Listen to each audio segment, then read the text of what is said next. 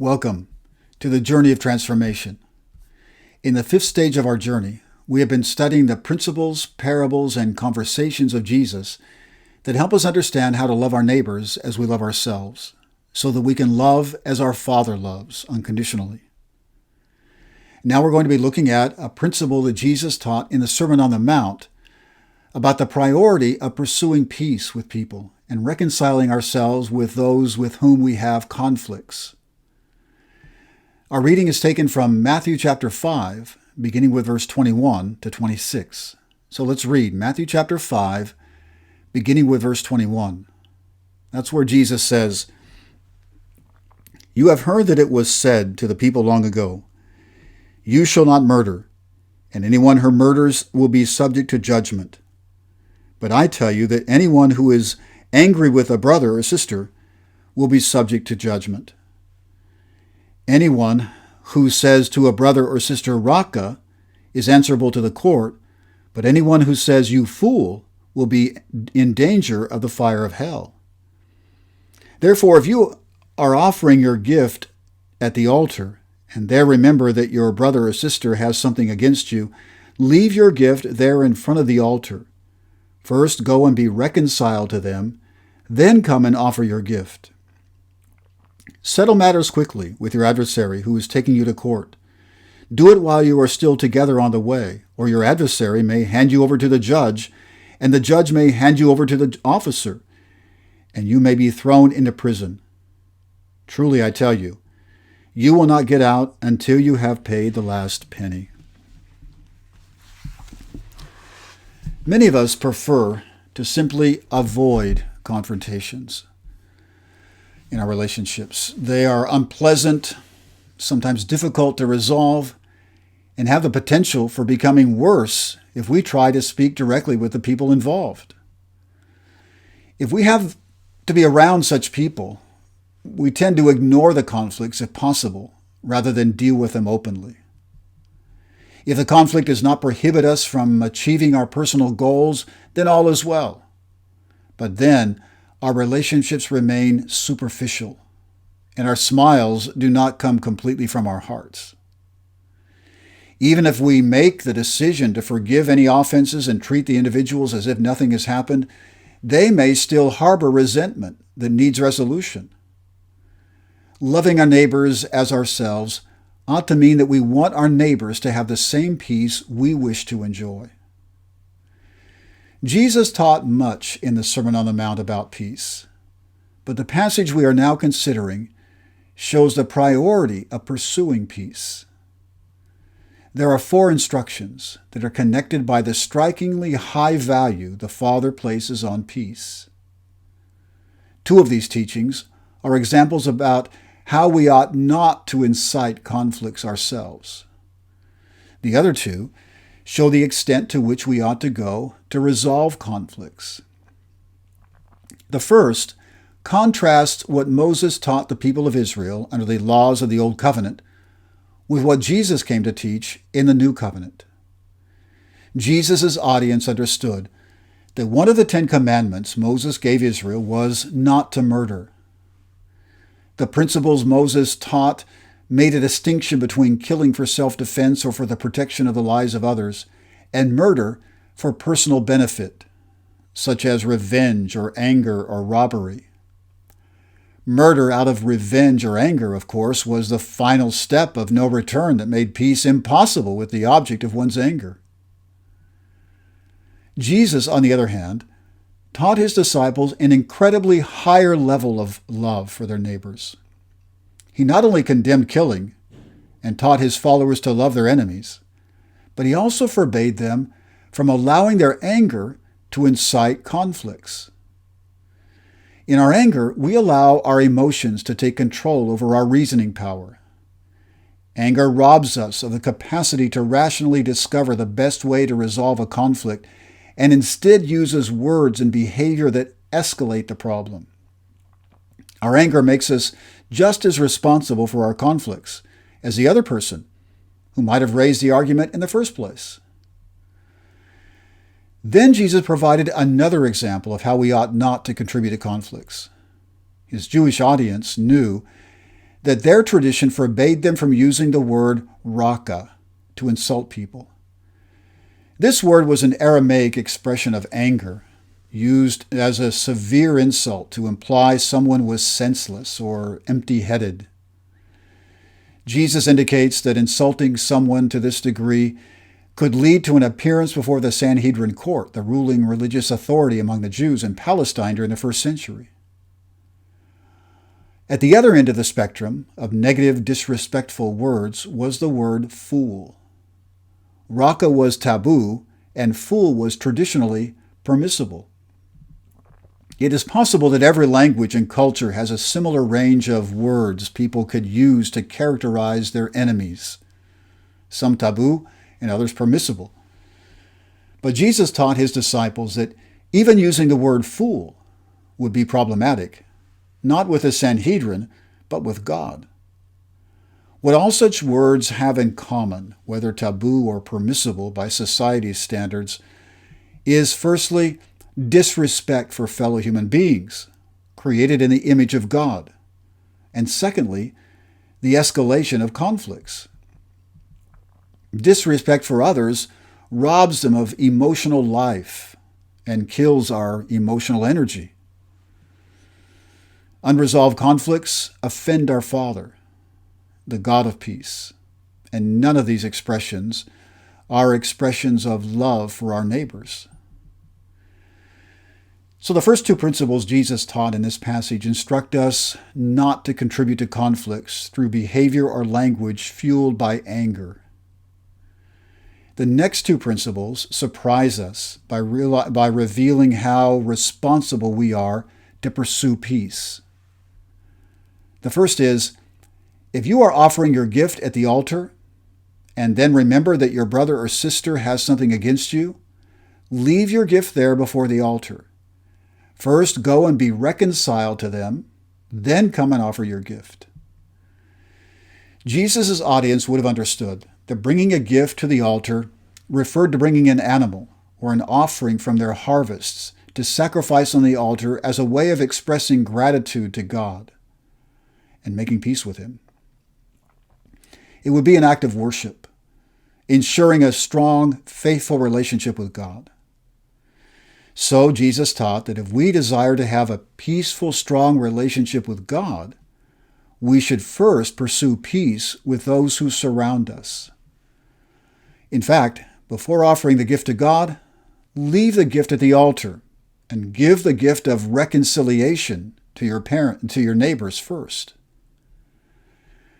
We can easily understand that when someone has offended us, we ought to talk with the person, explain why we feel offended, and offer forgiveness, treating the person as if it never happened. We thus avoid resentment and protect our own emotional and spiritual health. But Jesus, however, goes beyond the responsibility to be at peace with people who have offended us, because he also teaches that if someone feels offended by us, we are also responsible to take the first steps to be at peace. Normally we think that if a person has a problem with us, they should come to us first. If they do not come to us and the problem does not bother us personally, we escape confrontation. On the contrary, Jesus taught that we also have the moral obligation to take steps ourselves to resolve conflicts if people think we have offended them. Notice also in this passage that Jesus is not distinguishing between cases when we actually have offended someone and when the person concludes without reason that we have offended them. In both cases, we ought to take the initiative to make peace. Whether or not we are actually guilty of offending the person, when we take the first step to reconcile ourselves to the person, we are achieving several essential goals. First, by going beyond what people normally expect us to do to resolve conflicts, we show how sincerely and passionately we desire peace. By going the second mile with people and humbly taking a responsibility when it may not in reality be ours to take, is a powerfully effective sign of our sincerity. Next, by resolving the conflict with our brother or sister, we also make it possible for us to be at peace with God.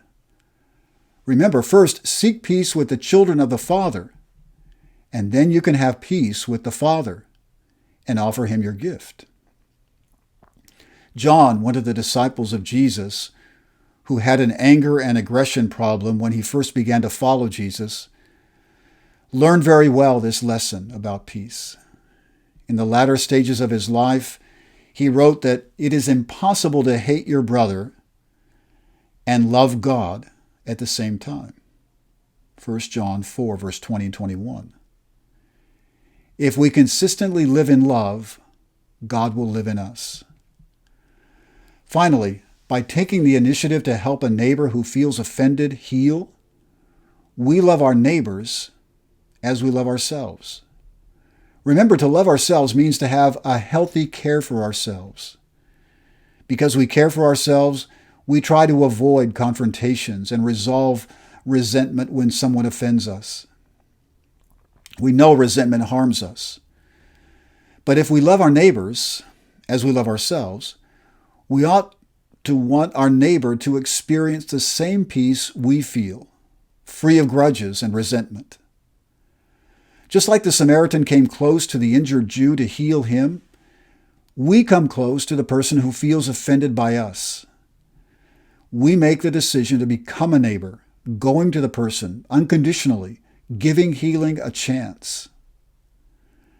Actively loving our neighbors requires us to take the first step to resolve problems that we have actually caused, or that people believe we have caused, so that we can enjoy the same peace, so that rather they can enjoy the same peace we enjoy.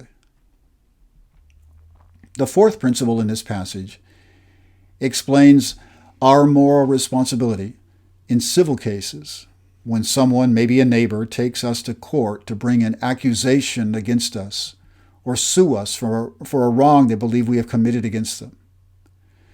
It is another example of the conflicts we commonly face.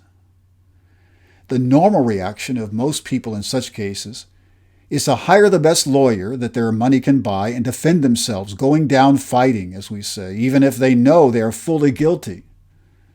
On the contrary, Jesus taught his disciples to pursue peace, not a fight. Humbly, with compassion and gentleness, we settle the issue with our neighbors, even on the way to court. We ought to do what we have to do to have peace, because peace is the priority. In this way, we also show our neighbors an essential reality, that disciples of Jesus practice unconditional love just as their teacher did. In fact, this level of sincerely practiced love has the power to convince our neighbors to become our brothers and sisters. Why does Jesus give us so much responsibility to pursue the priority of peace? He is the Prince of Peace. The Father is the God of peace. And just as God is love, and when we live in love, we live in God and God lives in us, we also must pursue and practice peace to live in the presence of the God of peace. By becoming peacemakers, we enjoy the blessing of being called the children of God. That's what Jesus said in Matthew chapter 5, verse 9.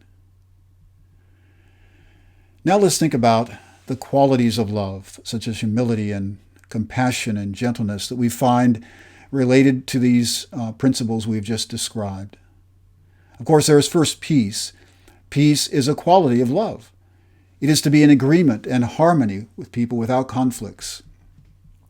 And what do these principles teach us about the practice of peace? Pursuing peace is more important than winning an argument or proving that we are superior. Pursuing peace with our neighbors is necessary in order to have peace with God. The principles also require humility. Humility is to lower ourselves, for example, by admitting mistakes, serving the needs of others first, and recognizing like a child one's smallness, weakness, dependence on others, and the need to learn. And how does the practice of humility support peace? Accepting the responsibility to pursue peace, even when we believe we did not cause a conflict, is an example of the humility to serve when it is not our responsibility to serve. There's also integrity.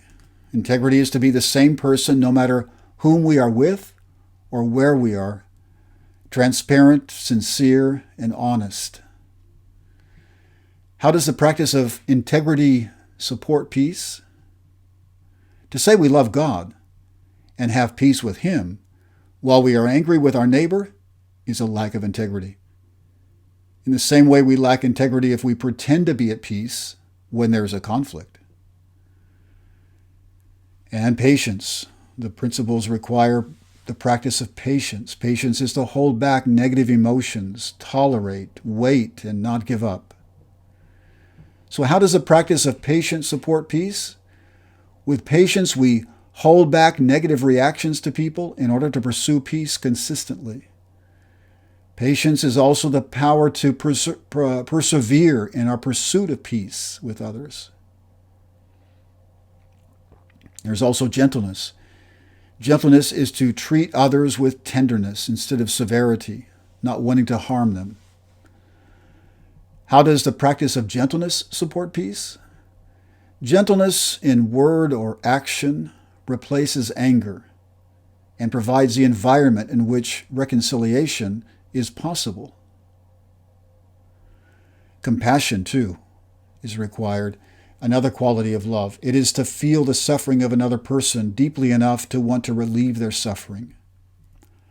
How does the practice of compassion support peace? We may not understand why a person thinks we have offended them, because we do not understand something they are suffering. Compassion moves us to seek to understand and then do what we can do to relieve their suffering. Then there is unconditional love. It is to care for the welfare of another person without expecting anything in return or thinking about whether the person deserves our care. And the practice of unconditional love, of course, supports peace. Because if we pursue peace, but our neighbors do not want peace, we continue to love them unconditionally in order to always leave the door open for the possibility of peace. So now it's our turn to go and do the same. So, with whom do you have conflicts at this moment? And what have you done to resolve these conflicts? Consider the qualities of love, and which of them, such as humility, compassion, gentleness, patience, which of them, if you practice them with greater effort, would help you pursue peace in these cases? And if you have done all that you can do to have peace with someone, and they do not want peace, describe specifically how you will treat them in order to leave the door open for future peace and to show the sincerity of your desire for peace. And lastly, even if we had no intention to offend someone by our words or our behavior, what are some reasons why we may have really offended them in the first place? And so as you pursue peace and reconciliation with those with whom you have conflicts, may God bless you with wisdom and understanding.